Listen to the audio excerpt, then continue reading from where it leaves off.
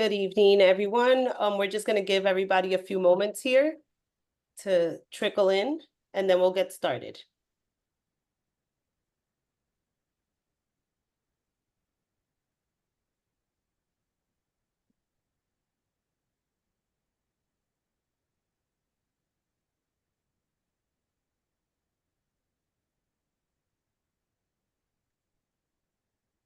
All right. I just want to welcome everybody to our Master of Science in Data Analytics and Program Evaluation info session tonight. I know that it's a big mouthful to say the full name, so we're just going to shorten it to MS DAPE. That way we can continue on and not have to, well, at least save myself the mouthful of having to say it continuously. My name is Elisa Milan. I am one of the enrollment advisors for the U Online department. And if you do decide to enroll for the MS DAPE program, you're going to be hearing from me or one of our enrollment advisors that we could assist you throughout the whole entire application process. Just to go over a few housekeeping items, we have a lot to cover tonight. The info session is only going to run about 45 minutes. We know that everybody's busy. We don't want to take up everybody's time, especially around dinner time. I know I would like to be able to eat soon too. So the recording will be available after this info session. If you have any questions, please refer to the Q&A box. Any questions you have there, we'll be sure to try to answer immediately. If not, you can always set up a Zoom meeting, again, like I said, with myself or one of the other enrollment advisors, and we'll be sure to get everything going for you. Tonight, I want to introduce, for this program, it's 10 courses. It's a 20-month program to complete. You do not need to have your GMAT or your GRE. It is not required. It is 7 weeks per course. So you really have the time to focus on just one course at a time. You do have a little bit of a break in between each course that you're completing. Of course, we are accredited as well, and you will have one cumulative project at the end of towards the end of your program, and that is something that we'll go over and review today as well. I would like to introduce you to our amazing faculty and student panelists, our alumni that are joining us tonight. We have Dr. Soyeon An. She is the program director, a professor and the program director. We have Chanel Thomas. We also have Scott Fetter as well, 2 previous students and very successful within their careers and what they did with the program after.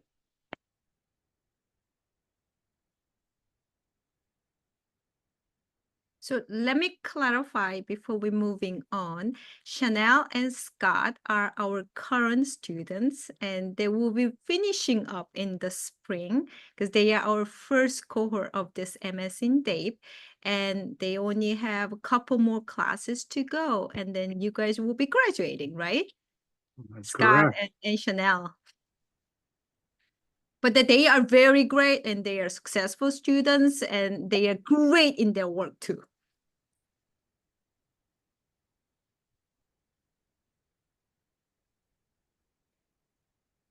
So just to go over, we're going to be going. Can we have each one of you introduce yourself?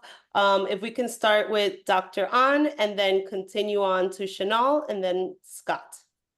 So thank you, Elisa, because not me, but I really want to introduce our 2 great students who will be graduating soon. So I am the program director. I am also professor here. I have another hat as a vice dean at the School of Education and Human Development, where this program is housed. And I have 2 great students that I'm really excited to introduce over here. So Chanel, do you want to introduce yourself first? Sure. Thank you for having me in this opportunity. So Chanel Thomas. I currently work for Microsoft. for the past 5 years, total 28 years in IT. Excited about the program and what it's done for me so far. And again, thanks for having me. Thank you, Chanel. Yeah, Scott? yeah, and I'm Scott Fetter. I am a Monster Hurricanes fan. That's, first and foremost why I looked to this school. But this is my second master's. I'm actually an e-commerce manager for a defense company called Gentex Corporation. Most notably, we do like flight helmets for F-35 pilots and ballistic helmets and things like that. My career has been very data driven, so it was kind of natural for me to find a way to find something where I can leverage my skill set and continue to grow. So I'm very happy to be here as well. Thank you, Scott. Thank you, Chanel.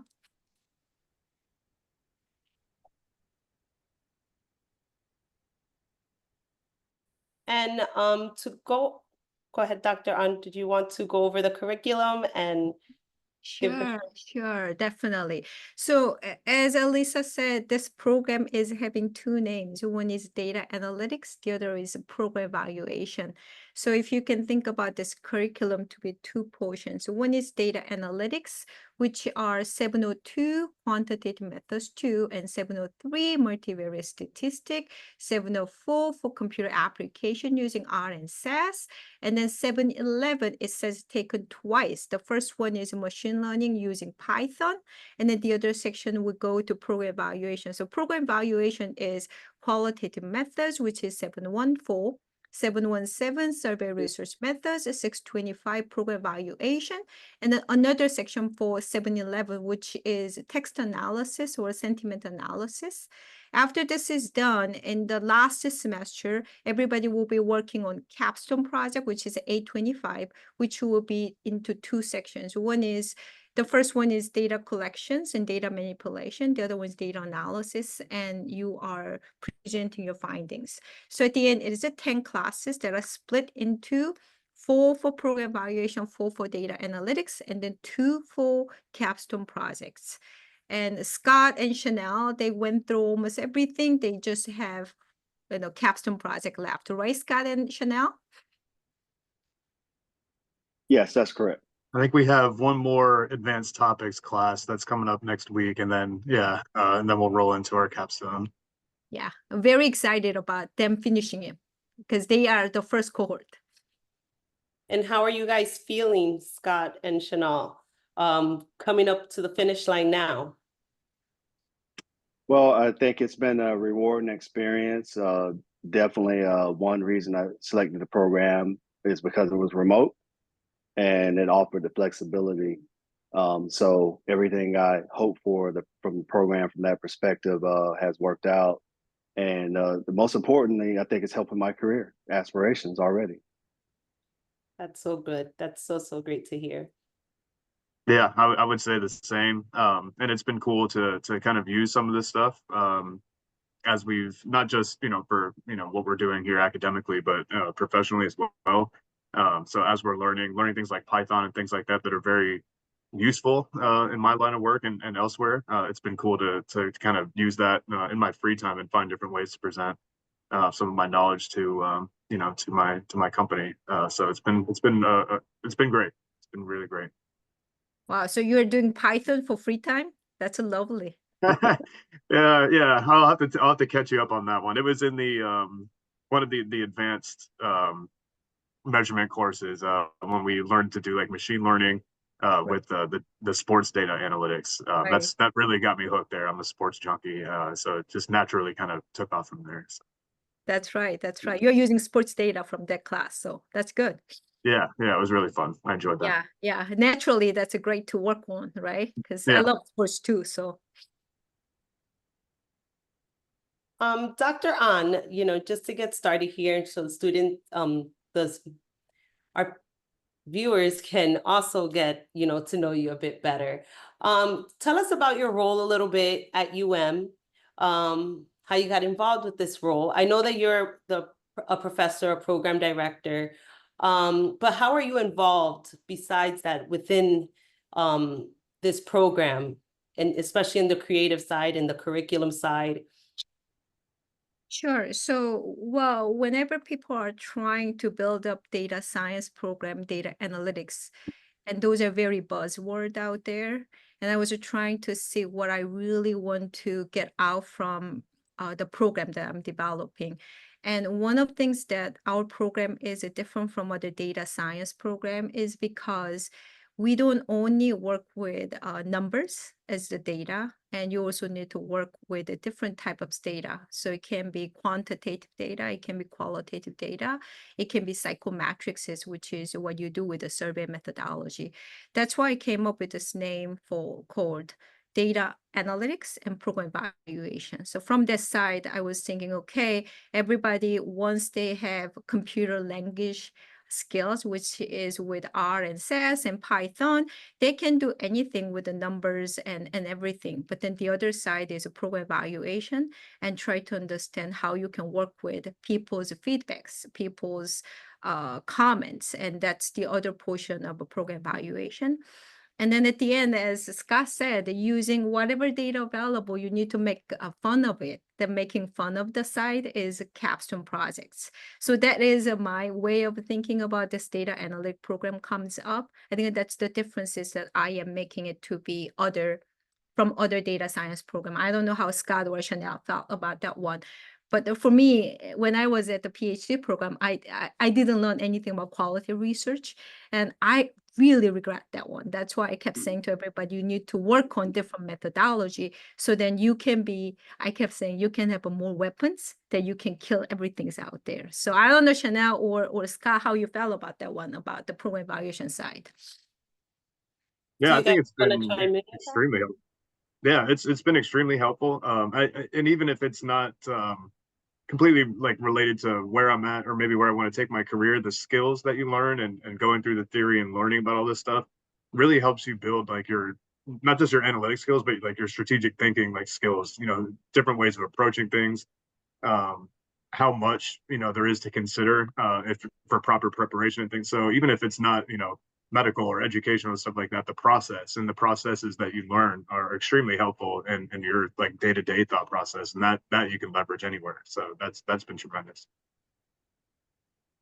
Chanel, you were laughing whenever I was saying that I did not like a quality research before, but what do you think about your liking the quality research? Yeah, Or some well, other side? yeah, the other side. Well, first of all, I think they're twins when you talk about data, right? And so I think you can't have one without the other. And so I thought that was a unique blend, which made this program very comprehensive from that perspective. And in the world of any job that you have, you're going to have to lean on both sides, right, to make data-driven decisions. And I've seen that throughout my career. So that was just one of the most important things that I noticed right away when I went to the website to say, oh, wow, they not only on the quantitative side, the qualitative side, they've got the twins covered. So can't beat the twins of data. So great. It was great. I think it's also important to note that like, qualitative, right, it's not as cut and dry as quantitative, but you still do quantify it, right? You're looking for ways to take this information and make strategic decisions with it, those data-driven decisions.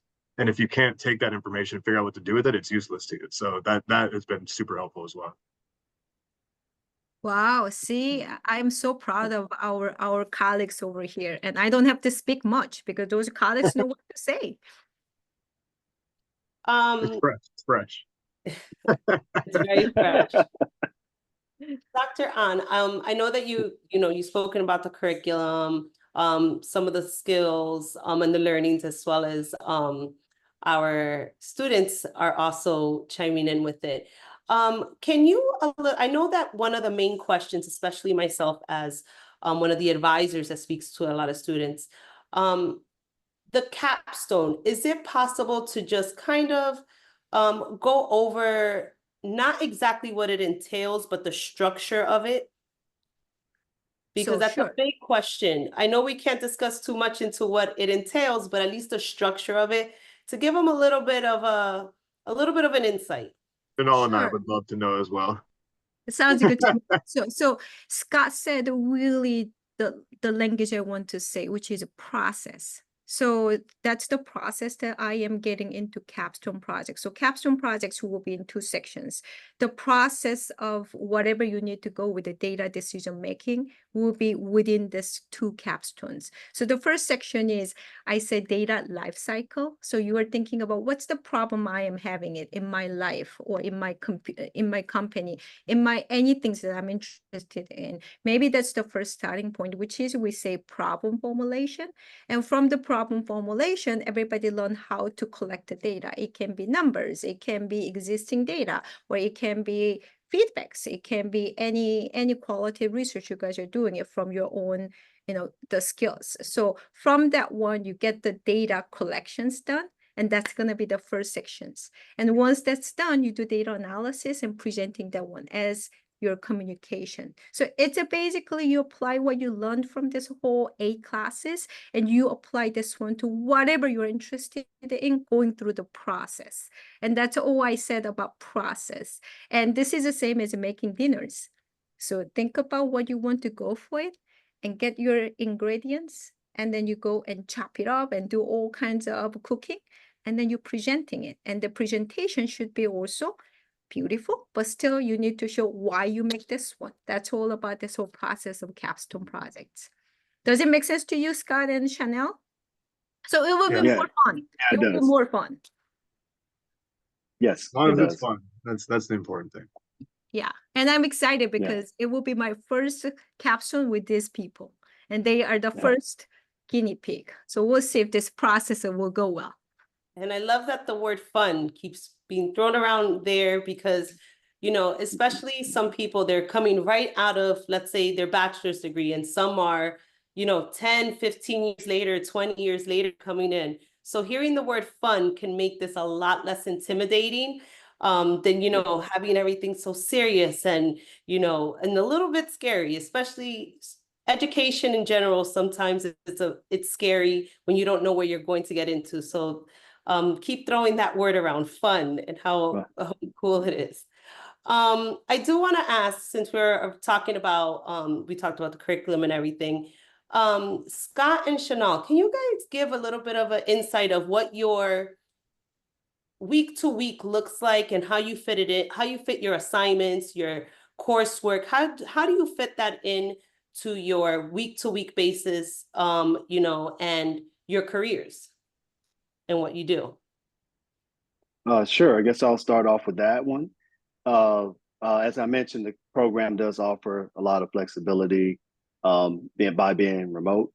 And I think for me, having a busy work schedule and also there's a balance, right, with family and other personal items. I just love the atmosphere of just, hey, you can come in and attend your lecture session with your instructor. But guess what? If you have a flat tire, and you miss that session, you can go back and look at the recording. I think that's very powerful in itself. And I think every professor that we've had has been very, very flexible in their approach with that. And then also communicating the schedule in advance. Blackboard has been wonderful for tracking those time frames. And also one thing I will say, when you say fun, I think about the classmates that I have, right? So all of us, we collaborate at a high level, right? And we have each other's backs. And because we realize, hey, we're in this together, right? We want to all, succeed in this program, in our career aspirations and make the University of Miami look great as well. So those are the things that I've taken away so far from that flexibility. Yeah, I completely agree with all that. I have, so I'm 40. This is my second master's, and I've got, 2 young kids. I work from home, so I'm lucky enough to have some flexibility. And I've worked with my employer to say, hey, like, this is gonna benefit you guys as well. So, I'm not gonna not work on it. They know I work from home, but as long as I'm doing things that I can teach them, right, and we're thinking about strategy and the different ways that we're doing it. I'm very blessed to be in the opportunity where I'm able to kind of work on both. But yeah, it's being organized and knowing that, when you sign up for this, you're signing up for the end goal. And you're not just doing it to get by. You want to get the most out of it. The only way it's going to be beneficial to you is if you dedicate yourself to it. but you have to have the right balance. And I think if you're not striking that balance and you're not collaborating with your classmates and you're kind of taking it on yourself, that can make it more difficult than it needs to be. And then it's not as fun. But the fact that we do work together, we have a group chat amongst us. We're constantly talking, whether it's school or, when we're stressing Saturdays because the Hurricanes are playing close games, we're constantly chatting. So that's been really unique as well. And I think that kind of helps, everybody keep their morale high and keep focused and know that, we have each other's back. Oh my God, you And- never invited me for that fun? I'm more crazy with the football. I'm not a fun person to watch football with. I can promise you that. Even when we're winning. We'll have to add you to the list. How about that? You should. And just to ask a follow-up question within what we were just discussing, how many hours per week, if you can give or take, are you guys dedicating to your program? So- I think that depends, really. I mean, so early on, some of the stuff came more natural, I think. It's easy to, and especially, through Dr. On introducing us to SAS and kind of going through the programs, you get through the learning curve. And once you figure out the structure and what you need to do, you can actually get through it fairly quick. I mean, maybe 5, 7, 10 hours a week, something like that, just a couple hours a night. But as we're reading more and we're getting into more of the writing and stuff like that, there is a little bit more of a time commitment there. But it doesn't, more of it's on preparing yourself for what you're actually going to turn in. I think that once you get to the point where you're writing, that's going to come naturally because of the work that you put in, kind of getting caught up on whatever the week's reading is and stuff like that. So I don't think the workload changes, the type of work changes, but in terms of like time investment, it's been pretty consistent, I would say, throughout. Okay. Yeah, I would concur with that. I think for me, on average, about 8 to 10 hours per week.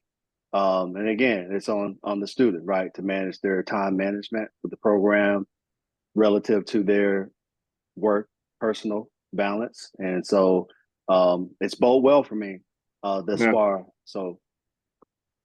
And Chanel, I just want to, I'm looking at some of the questions coming in here. And there was a specific question for you.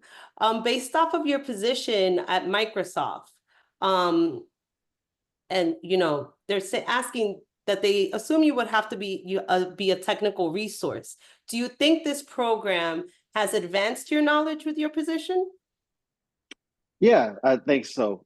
In so many ways, a lot of times you can infer on speculation, right, and try to make decisions. But it's better. Dr. Owen mentioned about qualitative and quantitative.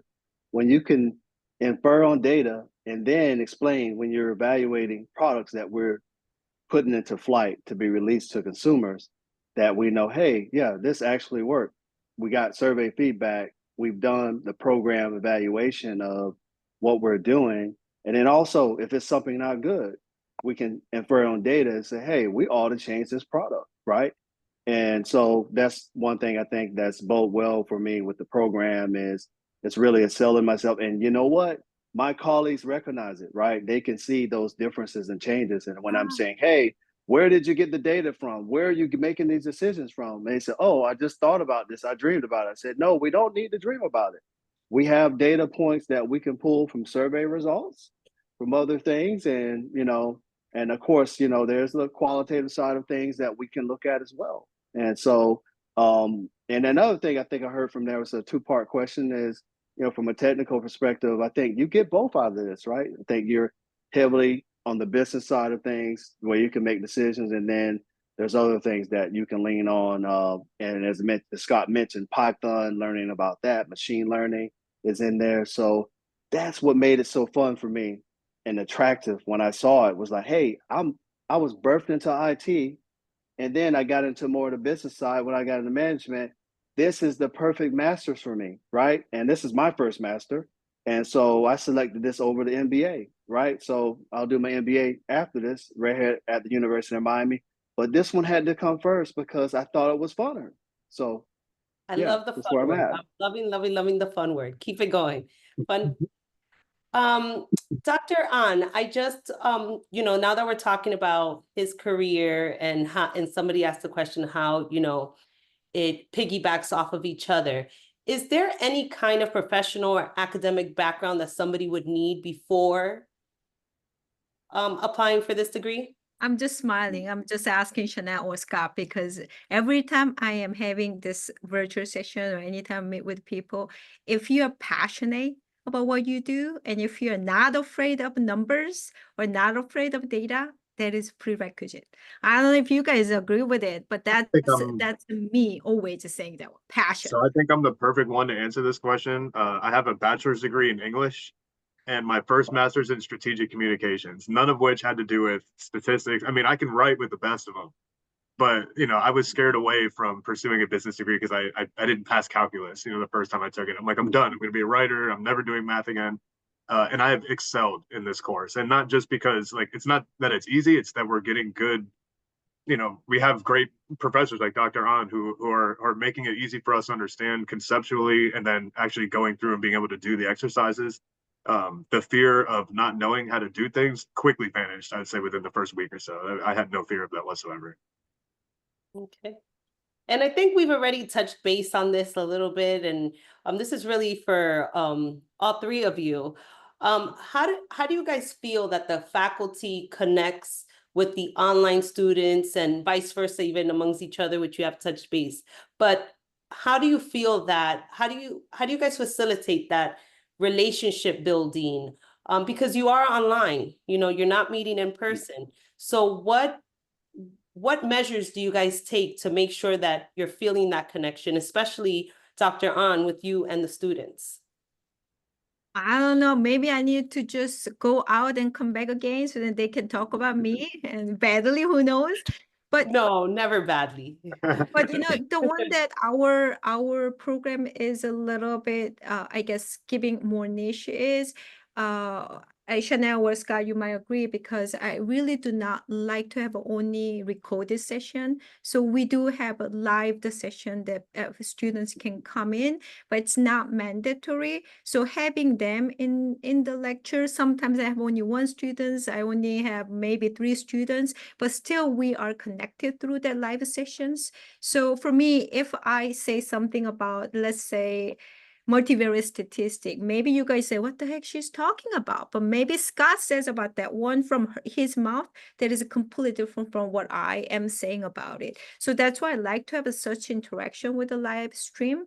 And I think that's the way that we are connected. But I guess Chanel and Scott said they are connected with the WhatsApp. I think that's the way they are making social networking here, right? Chanel and Scott?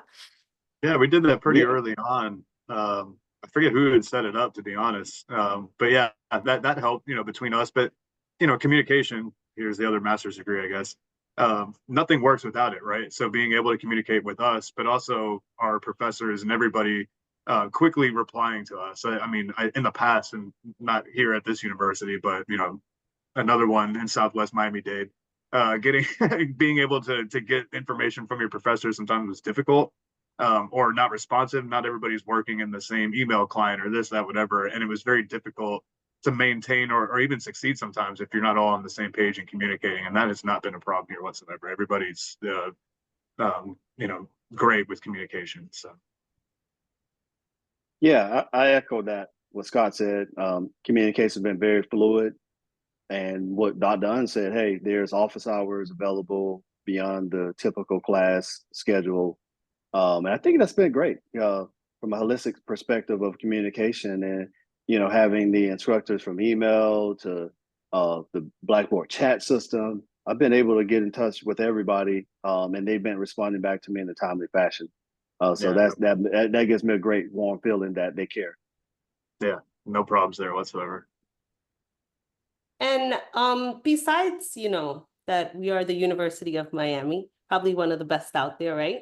Or the best out there, The best, yeah. especially You in can take the football probably right out of it. now. Yeah. Especially in football right now, we are definitely doing our thing.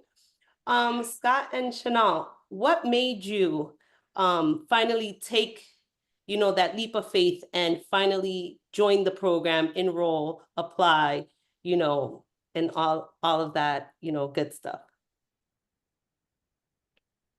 Well, I think for me, I saw a need for the program based on career aspirations at Microsoft and wanted to advance in some other positions and roles. And this was identified as one of the things I needed to pursue.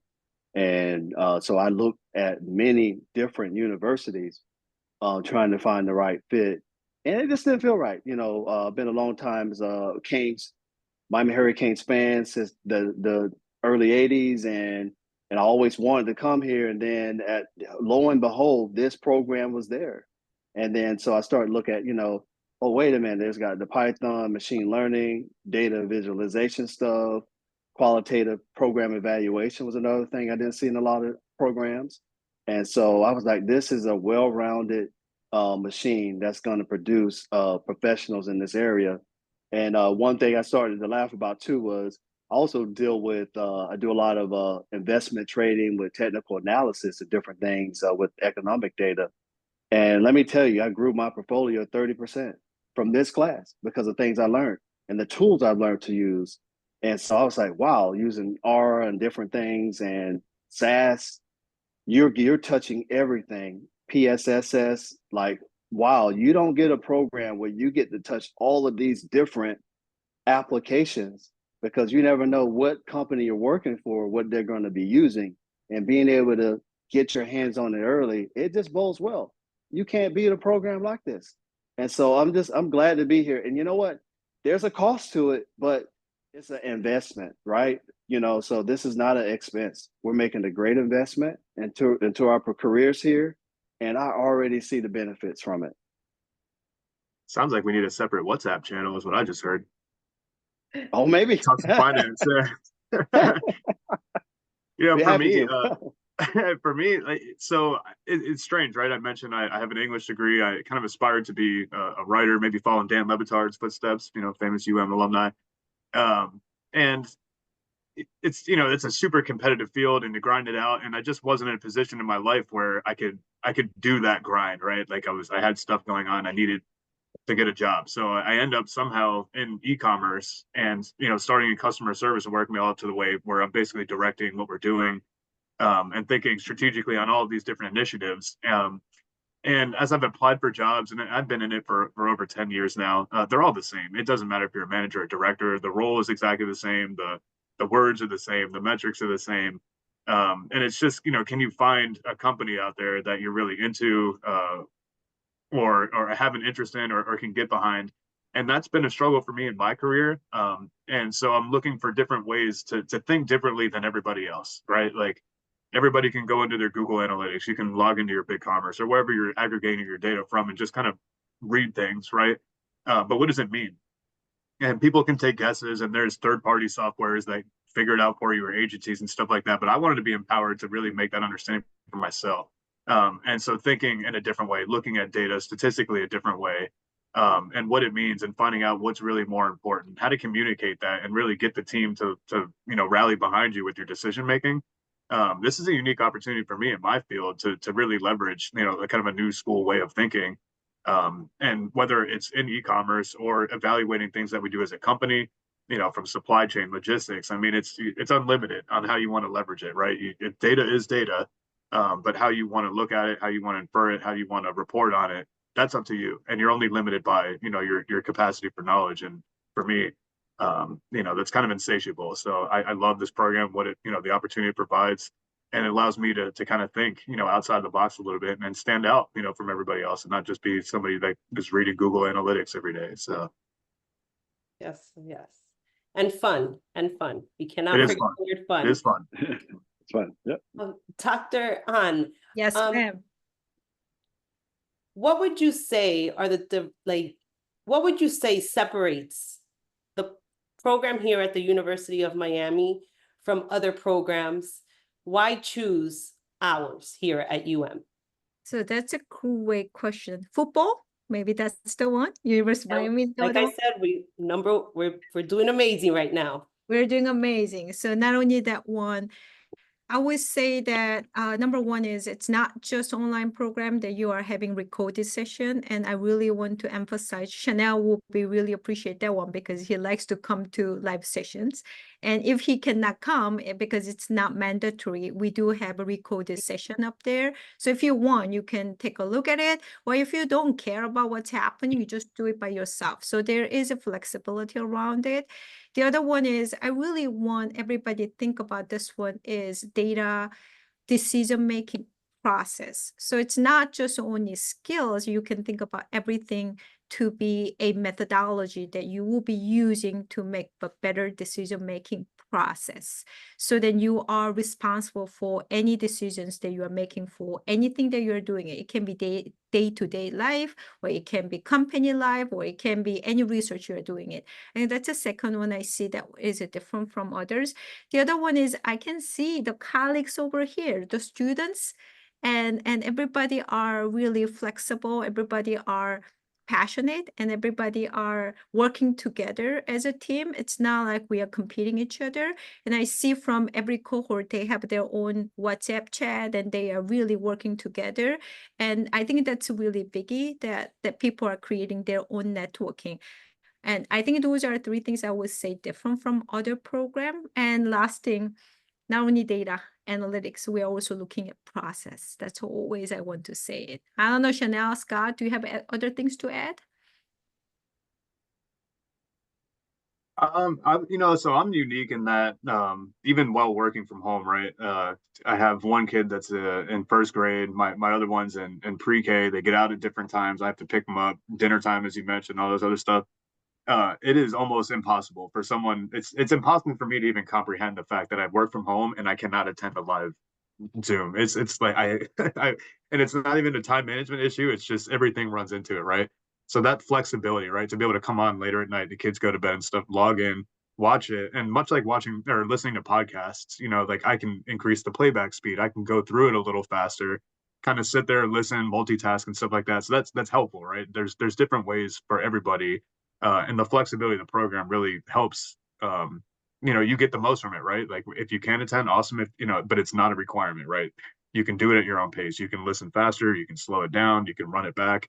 If you're watching the videos, and that's been helpful for me as much as I do want to attend live, knowing that it's nearly impossible, even though I don't sit in traffic at all any time of the day. It's like I can't do it, right? So that much I really appreciate the flexibility of it, being able to go do that and do it at my pace.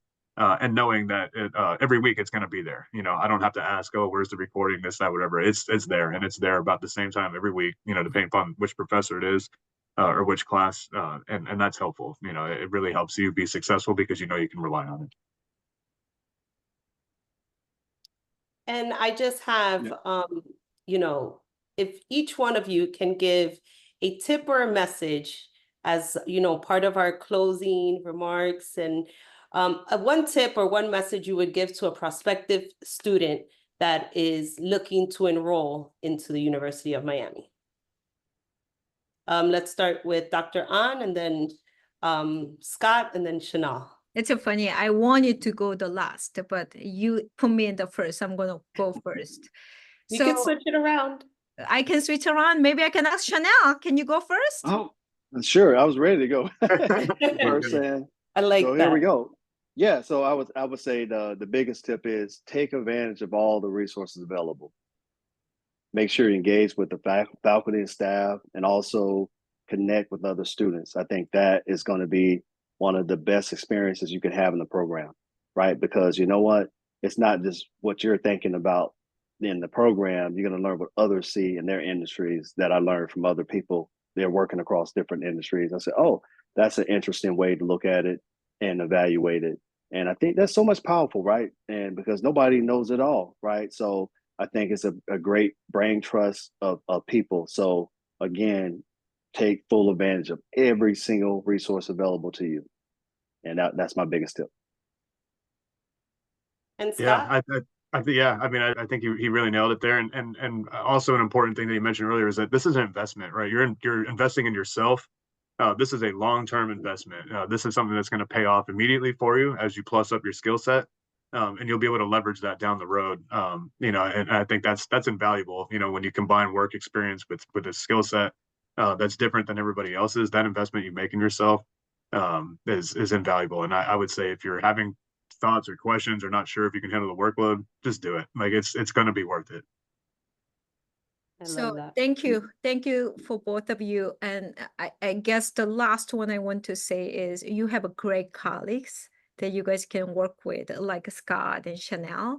And at the same time, I am available. So if you feel like you are having some doubt or anything, just shoot me an email. I love to sit down with you guys and talk about it. And everybody says, Suyeon, you're busy. Yes, I'm busy, but I am not busy for you guys. So anytime you feel like it, and don't be hesitate anything, just shoot me email. I will be meeting with you through the Zoom. That's my tips. I'm here for you. That is awesome. And a better tip than that, I don't think there is one. That is definitely awesome. Thank you, Alyssa. It was great. Thank you. So I know we were, especially Chanel was just talking about the resources that we have and to take advantage of these resources. And as you can see here, we have the Topo Career Center that's always made available. We have Launchpad, we have our online library, we have the Disability Services, Graduate Student Association, and so much more. You know, and especially how Dr. An was saying, you definitely have her, you know, and your peers here as well. So in order to apply, and of course, you guys can, like I said, request meetings with any of the enrollment advisors via Zoom. You can call us, email us, whatever it is, but you will need to have your transcripts, your most updated resume, a personal statement. The personal statement, I know some people are like, oh my goodness, and typically is one of the last things to be submitted because the thought of a personal statement, some people feel overpowered, but it's honestly something just a little bit about you, why you're looking to do this degree, and what your future goals and aspirations are with this degree. We just want to get to know you and, you know, the reasons why you're choosing to apply. You will need 2 letters of recommendation, and they cannot be from a family member or friend. So your mom, she's going to give you the best recommendation, but unfortunately you cannot use her. So I always say a professor, a mentor, a employer, even a colleague that you work with is a good letter of recommendation for you to submit.